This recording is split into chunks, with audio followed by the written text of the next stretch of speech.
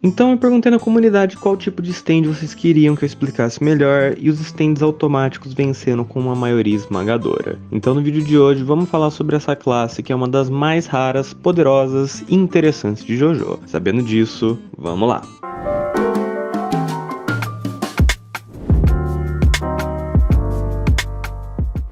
Os stands automáticos são todos os stands que não seguem o comando do usuário, agindo automaticamente de acordo com certas instruções e poderes. A maioria dos stands automáticos são meio que separados do usuário, então os danos causados a ele não serão repassados ao usuário ou então serão mais brandos. Geralmente esses stands têm um alcance extremamente elevado, beirando o infinito, mas tem uma precisão reduzida justamente por não ser diretamente controlado. Os stands automáticos são subdivididos em dois tipos distintos: os stands automáticos de longa distância e os stands pós-mortem. Como esses stands são menos comuns, eu vou explicar cada categoria separadamente e mostrar todos os stands que fazem parte de cada um.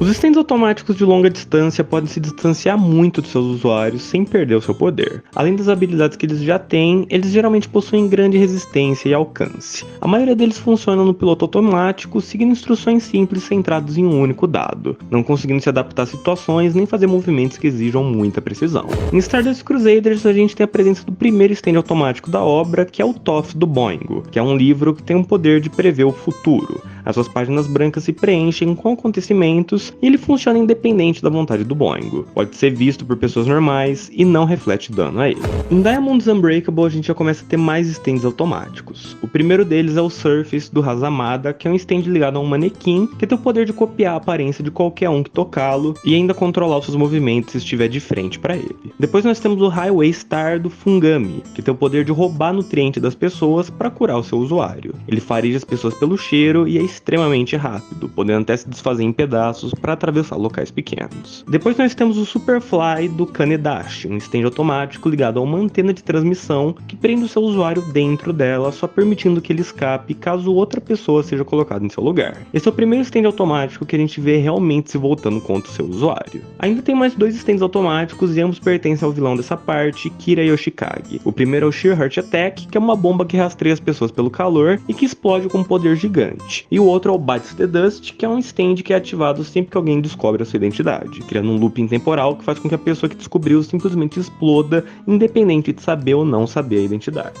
Em Ventuário, o primeiro stand desse tipo que a gente vê é o Black Sabbath e o stand do Polpo, que funciona de acordo com as regras do teste do isqueiro. Quando a chama de um determinado isqueiro se apaga, o seu stand surge das trevas e perfura a pessoa que apagou a chama com uma flecha de stand, servindo para selecionar stand users para Passione. O próximo é o Babyface do Melone, que surge de uma mistura do DNA de duas pessoas e que segue elas para eventualmente matá-las, podendo manipular a matéria em pedaços para isso. E o último stand é o Rolling Stones do Scolip, que é basicamente um agente do destino. Ele segue as pessoas que estão destinadas a morrer, então mostra como que elas vão morrer. Se a pessoa decidir tocar o stand, ela vai morrer pacificamente e sem sofrimento. Em Stone Ocean, o primeiro stand desse tipo é o Marilyn Manson da Mirachon, que funciona com base em jogos e apostas. Caso alguém aceite apostar contra a usuária, ele é ativado e caso a pessoa perca, ele começa a coletar o valor das apostas delas. E até órgãos caso a pessoa não tenha nada do valor estipulado. O próximo stand é o Dragon's Dream do Kenzo, que funciona de acordo com os princípios do Feng Shui, mostrando pontos de sorte e azar no corpo da pessoa, que podem propiciar ataques mais ou menos danosos. A diferença desse stand para os demais é que ele mantém a neutralidade, não ajudando seu usuário em detrimento da vítima. E o último é o Yo-Yo-Ma do D&D, que é marcado por seu grande alcance, autonomia e resiliência, tendo inteligência própria e agindo com base em comandos, mas como ele executa esses comandos vai de acordo com a vontade dele. Seu método de ataque é usar sua saliva, que é ácida. Em Steel Ball Run só existia um stand automático e ele é o Tubular Bells do Mike O, que permite que ele infle metais que se transformam em uma espécie de balão que funciona como um drone que persegue as vítimas, que só então são atacadas pelo objeto original. Agora, se a parte 7 praticamente não teve a presença de stands automáticos, JoJo compensa isso sendo a parte que mais possui stands assim. O primeiro deles é o Born This Way da Kei Nijimura, que se manifesta toda vez que alguém em quem a usuária encostou abre qualquer coisa. O stand então passa a perseguir e atacar a vítima com ventos congelantes, e a única forma de impedir o ataque é fechando o objeto que foi aberto. No entanto, se você abrir outra coisa, ele volta a te atacar. Ele só para se a usuária decidir cancelar o ataque. O próximo é o Paper Moon King da Tsurugi Higashikata. Ele permite que a usuária faça origamis a partir de qualquer objeto, e esses origamis irão ter as características do que eles representam. Por exemplo, se ela faz um sapinho, ele vai poder pular. Caso as pessoas toquem os origamis, elas vão aos poucos perdendo a percepção e a noção da realidade, não conseguindo distinguir rostos e com o tempo nem conseguindo ler. O próximo são os Les Feulis, que não têm um usuário e são mais uma força da natureza. Eles têm o poder de deslizar qualquer objeto que esteja sobre eles. Eles são usados pelos moradores da rua em que ele se localiza para transportar objetos e extorquir pessoas, fazendo-os quebrar objetos valiosos e tendo que pagar.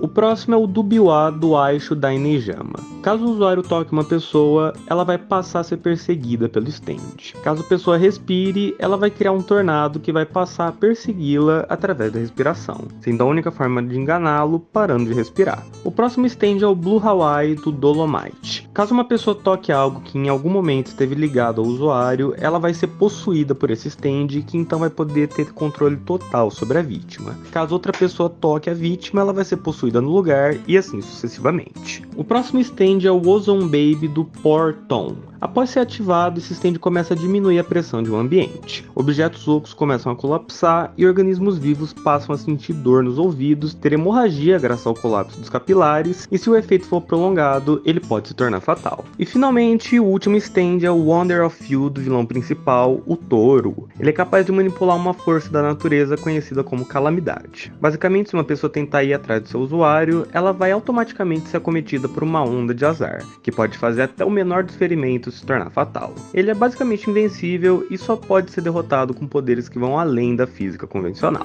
Já o outro tipo de stand automático são os stands automáticos pós-mortens, que são capazes de existir mesmo após a morte do usuário, permitindo eles agirem da forma que eles quiserem. Graças à sua natureza, eles têm alcance infinito por nem sequer estarem ligados a um usuário. Esses stands são bem mais raros que os anteriores. Em Stardust Crusaders, nós somos apresentados ao primeiro stand desse tipo, o Anubis. Ele é um stand ligado a uma espada que foi criado originalmente por Caravanserai, o seu primeiro usuário, mas após a sua morte, o stand continua a existir. Ele tem o poder de possuir qualquer um que segure a espada. Quando isso acontece, ele também aumenta e muito as habilidades naturais da pessoa possuída, deixando-as mais fortes e velozes. Além disso, ele ainda pode manipular onde os seus ataques irão atingir, podendo atravessar a superfície sem cortá-los. Em Diamonds Unbreakable, nós temos a presença do Ship Trick, que originalmente era do Masazu Kinoto. Ele tem o poder de se ligar às costas do seu usuário e caso ele seja visto por outra pessoa, ele irá matar o seu usuário atual e passar para as costas da pessoa que olhou e assim sucessivamente. É um stand que busca somente a morte do seu usuário. Em Vento Áureo nós temos dois stands assim. O primeiro é o Notorious B.I.D., que originalmente pertencia ao Carne. Após a sua morte ele é ativado e passa a atingir a velocidade de qualquer alvo que ele persiga. Quando ele atinge o alvo, ele se liga a ele e passa a absorver a sua energia, ficando cada vez maior nesse meio tempo e não podendo ser danificado. Ele tem velocidade, alcance e durabilidade infinitos, sendo o stand com os status mais altos de toda a série. Já o segundo é o Charity Requiem, que originalmente pertencia ao Polnareff. O seu papel na vida é proteger a flecha. Para isso ele conta com poderes que permitem que ele manipule almas. Com isso ele pode fazer as pessoas trocarem de corpo, fazer com que os stands funcionem contra eles e até causar mutações. Em Stone Ocean nós temos o Survivor, que originalmente era de uma pessoa cujo nome não foi especificado e que depois passou a ser do Gútil. Ele tem o poder de estimular o sistema límbico, que basicamente é a parte emocional do cérebro, deixando as pessoas agressivas. E apesar de não ter um stand do tipo em Stillborn Run, nós temos em Jojolion, que é o Milagro Man, que não tem um usuário original especificado. Quando você sofre da maldição desse stand, você começa a receber cada vez mais dinheiro, até literalmente morrer sufocado ou enterrado por ele. Você não consegue gastar o dinheiro e ele sempre vai voltar para você de alguma forma. O único jeito de sair dessa maldição é devolvendo o dinheiro para o dono anterior ou então fazendo outra pessoa destruir o dinheiro. O último stand desse tipo não está dentro do mangá e sim na vida real. Ele é o Remote Romance, que foi criado pelo Araki para uma exposição de JoJo. Basicamente, se a pessoa tivesse um certo endereço online, ela poderia visualizar a exposição em primeira pessoa através dos olhos do stand. Ele tem até uma história própria onde uma hacker chamada Dixie Flatline morreu em 2006, mas o seu stand permaneceu existindo dentro da internet. Se você quiser saber mais sobre esse stand, confere o vídeo sobre ele que está aparecendo aqui no card. E bom, isso foi tudo sobre os stands automáticos. Desculpa a demora para lançar, mas eu tive que cuidar da minha mãe que tá com dengue no momento. Ela já tá melhorando, mas obviamente o canal é secundário quando se trata da minha família.